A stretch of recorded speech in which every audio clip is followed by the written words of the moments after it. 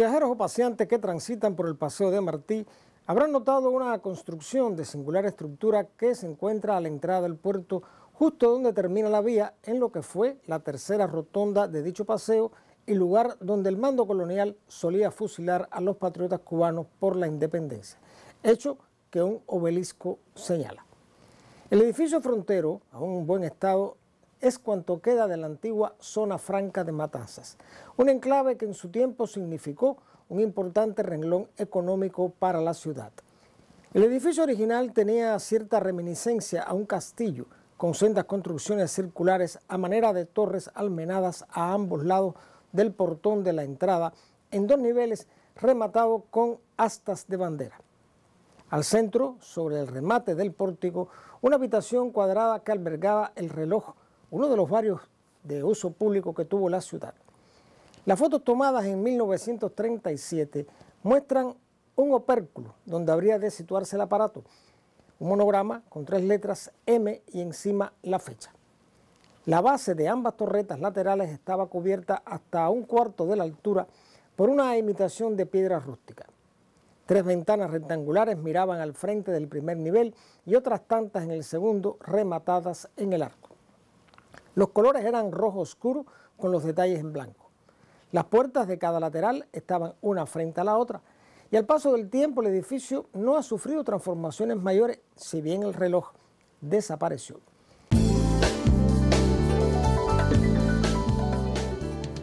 El área que hoy ocupa el puerto fue parte de la costa,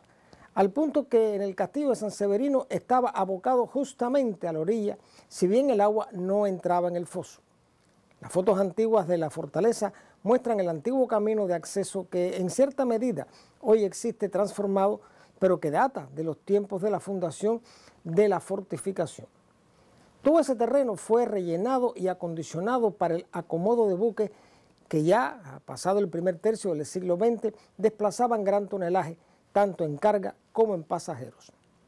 La preparación de este espacio destinado a puerto permitió que los buques y transatlánticos de gran calado, que no podían ingresar por este concepto en la bahía de La Habana, lo hicieran en Matanzas, como ocurrió con el Rex o en fechas más recientes con el célebre Île-de-France.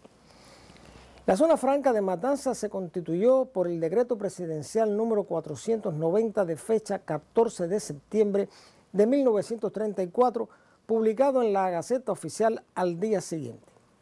Tenía una extensión de 350.000 metros cuadrados, dividido en 2 distritos, uno marítimo para el establecimiento de almacenes y otro industrial para las factorías e industrias que fueran servidas constituirse en el lugar. Los terrenos para tales propósitos se rentaban a un precio que hoy parecería ridículamente bajo, desde $1.50 hasta 20 pesos por cada 100 metros cuadrados de superficie ocupada para el tramo marítimo y de 2 a 10 pesos para igual medida en el área destinada al uso industrial.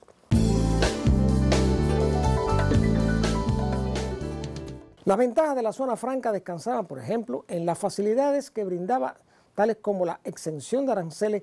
para la mercancía exportable, la cual se podía almacenar por un lapso de 6 años sin obligación de extraerlas o reexportarlas. Además, los accesos estaban garantizados tanto por ferrocarril como por carretera. La red ferroviaria ya existía hacia el lugar desde 1904, salvando los cursos del San Juan y el Yumurí, por cuanto el desarrollo de la zona portuaria se fue perfilando como una necesidad impostergable, habida cuenta que el antiguo espigón preexistente no podía acomodarse a las premisas que ya estaban imperando en el nuevo siglo. El muelle Dubreuil, que toma su nombre original por el agrimensor que en el siglo XVIII midió los terrenos de esa parte de Versalles, estaba equipado con grúas de 650 pies y admitía 2 barcos de 2.000 toneladas al mismo tiempo, con un derecho de atraque a pagar de 3 centavos por cada tonelada de arqueo bruto cada 24 horas o fracción, de modo que las embarcaciones de este peso estarían pagando 60 pesos cada día de su estadía. Se estableció una cuota de carga y descarga por día de acuerdo con el tonelaje, con la diferencia de 1 peso por cada tonelada. El horario regular para los trabajos era de 7 a 11 de la mañana y de 1 a 5 de la tarde. lapso en el cual debían quedar garantizadas las operaciones sin perjuicio para las embarcaciones. Había un lapso de gracia de 30 días para un almacenaje de las mercancías sin costo, transcurrido el cual se trasladaba la carga al amparo del artículo 8º del decreto 490. Si las operaciones de los prácticos se realizaban entre la puesta y la salida del sol, esto es, en horario nocturno, se cobraba el doble de la tarifa según el tonelaje bruto de la embarcación. El mayor precio a pagar era de 50 pesos a partir de las 7.500 toneladas. Como es de suponer, la era de los supertanqueros estaba aún lejana, de modo que las operaciones se desarrollaban sin mayor complejidad.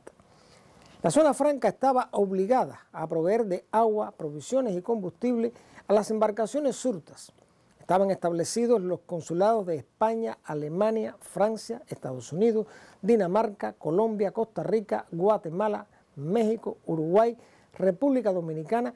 entonces Santo Domingo y Estados Unidos, como se había dicho. La entidad bancaria a cargo de las operaciones era el The National City Bank of New York. El salario mínimo a pagar por 8 horas de trabajo en la estiva era de $1 por no más de 48 horas a la semana para una misma persona, monto que en tal caso no superaría los 24 pesos mensuales, medida indirecta del costo de la vida de ese entonces. No obstante, lo poco que fuera, la necesidad de un trabajo estable garantizaba a estos obreros cierta estabilidad económica.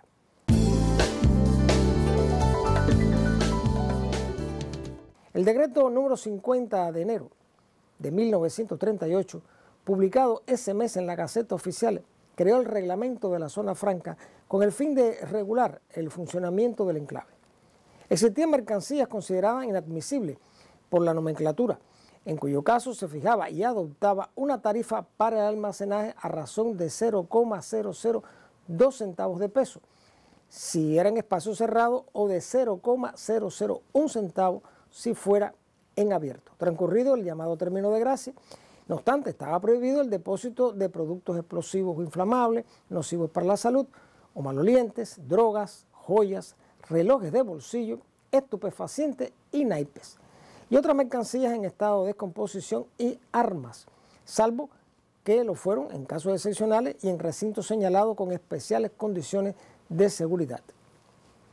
Las industrias permitidas para establecerse en la zona franca eran aquellas que utilizaban materia prima extranjera exclusivamente o bien extranjera en parte combinada con nacional, mas prohibía instalaciones industriales que utilizaran materia prima de origen nacional único, así como el almacenaje y exportación de productos cubanos. El reglamento establecía que en la zona franca se podía realizar libremente cualquier operación comercial y de tráfico marítimo y terrestre que no estuviera expresamente prohibida por las leyes y ordenanzas de la aduana, por el decreto ley 490 o por el reglamento, tal como quedaba conceptuado en el capítulo 6, artículo 43 del documento.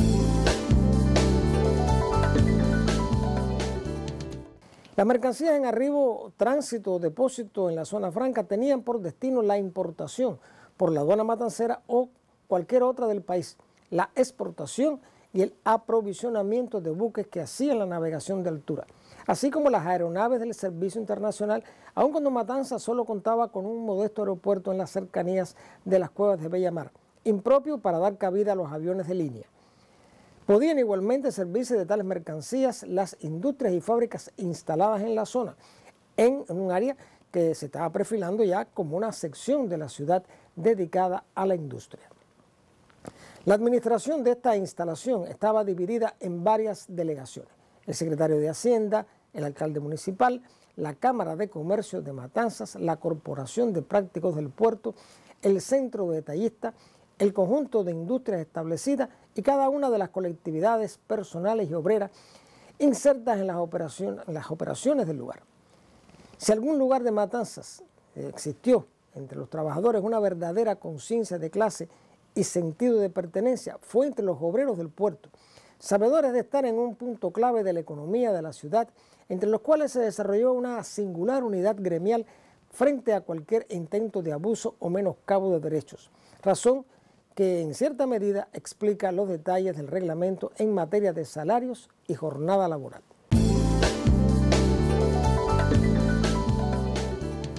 La repercusión pública y nacional de la zona franca en Matanzas motivó una impresión de una serie de 14 sellos postales